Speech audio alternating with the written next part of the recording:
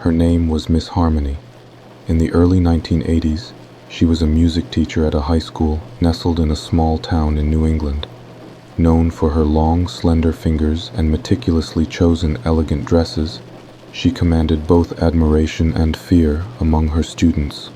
The melodic sounds that emanated from her piano keys were as much a part of her identity as the ruthless discipline she imposed on her students. In her classroom, the harmony of music was matched only by the strict rhythm of discipline.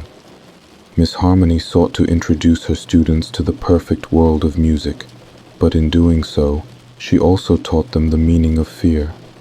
The slightest mistake, a wrong note, or a slip in rhythm would invoke her wrath, which would descend upon the students like a storm.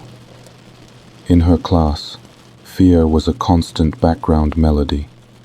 One day, Miss Harmony, while at her piano in the midst of a sonata, stopped abruptly. The students, holding their breath, waited for what was to come next, but Miss Harmony collapsed onto the floor and never rose again.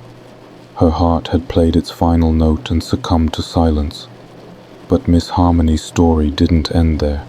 In the school's old corridors, especially after midnight, the sound of piano music began to be heard. Everyone believed that Miss Harmony's spirit still wandered the music room. Students, upon hearing the piano melodies echoing through the halls at night, would shut their eyes tight and rush to their rooms. It was believed that if they dared to listen to Miss Harmony's sonata, it would be their end. And if a student, overcome by curiosity, peeked into the music room, they would see only an empty piano. But they would notice the keys moving on their own, the dreadful sonata being played by a ghostly touch. And that student, if lucky enough to live to tell the tale, would know that the cursed melody of Miss Harmony would never leave their ears.